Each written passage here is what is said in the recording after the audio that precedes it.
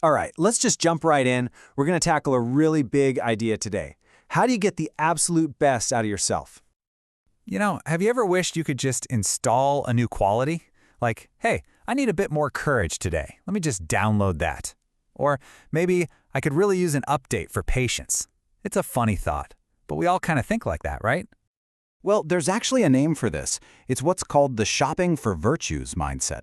It's like we're walking through a supermarket of personal qualities, trying to pick things off the shelf.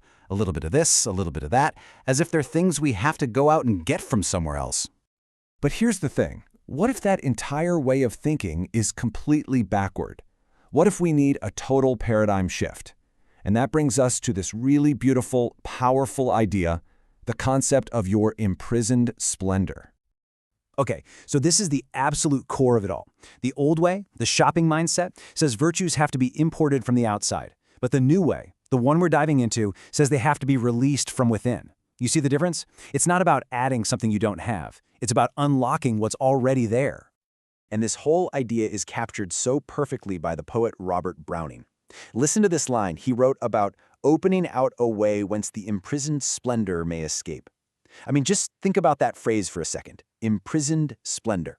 It's this incredible image that suggests your best self, all your greatest qualities are already inside you. They're just trapped, waiting for you to let them out. Now, I know imprisoned splendor sounds a bit poetic, maybe a little abstract.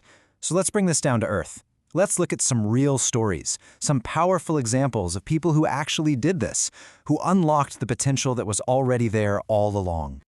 So for our first case study, we're going to go way back to an ancient story, but trust me, the lesson is totally timeless.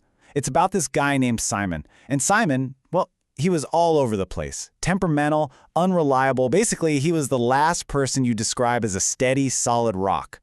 And yet his teacher, Jesus, looks at him, this totally unpredictable guy, and he says something incredible. He says, "Thou art Peter." Now, Peter literally means rock.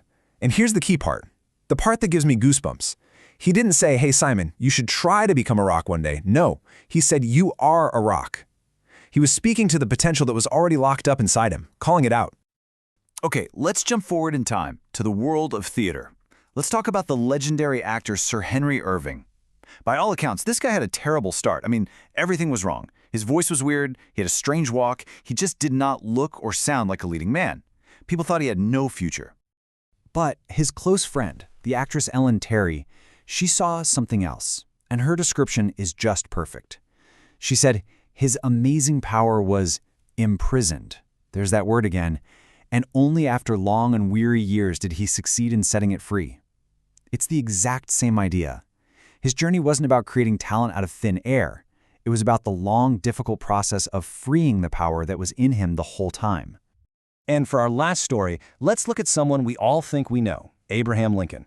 It's so easy to picture him as this giant, perfect marble statue, right? But the thing is, his greatness wasn't obvious at all in the beginning. In fact, if you talk to people who knew him when he was young, they would have laughed if you told them what he'd become. They just didn't see it. His whole life was this incredible process of, as it says here, bringing out the precious from the common. And think about this, the insane, crushing weight of the presidency. It didn't create his wisdom and his strength. It just created the conditions that forced that long imprisoned splendor to finally break free for the world to see. Okay, so we've seen the what, this idea that the potential is already inside us. But that leads to the big question, right? The how. How in the world do we actually unlock it? Well, that brings us to the really practical part, the 3 keys to setting your best self free. And here they are. It really comes down to 3 things, 3 powerful forces: a deep faith, a worthy ambition, and a true friendship. So let's break down that first one, faith.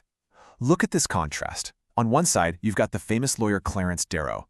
He looked at the world, at all its problems, and basically said, if I were young, I'd just give up. I'd chuck it all. Super cynical, right? But then you have this other view, a deep faith that even when things are messy and turbulent, there's a greater purpose moving forward. That kind of belief, man, that gives you the grit, the resilience you need to keep pushing and let your best self emerge. All right, key number 2, ambition. And look, this is not just about a job title or making more money. I want you to really think about this question. A question a famous psychiatrist used to ask people. What is the one thing you would rather do than anything else in the entire world? When you have a real answer to that, a worthy ambition, It's like a powerful magnet. It pulls all the scattered parts of your life together and starts yanking that hidden potential right out into the open. And finally, the third key, friendship. This little poem just says it all, doesn't it? It's about a student who so admired his teacher, Mark Hopkins, that his life goal became simple.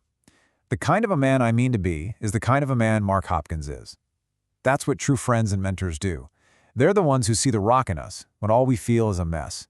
They believe in our imprisoned splendor before we do, and their belief gives us permission to start believing it ourselves. So, when you put all this together, where does it leave us? It leads to one final, powerful challenge. It's a totally new way to think about who you are and who you're becoming. It's about time for some real self-expression. And I really want this to land. The goal here is not to become someone new. It is not about going shopping for virtues you think you're missing. The real work, the whole point of the journey, is to simply express the best of the person you already are. So I'm going to leave you with this one question to take with you. As you go about your day, think about your own life, your own potential. What imprisoned splendor are you going to set free today?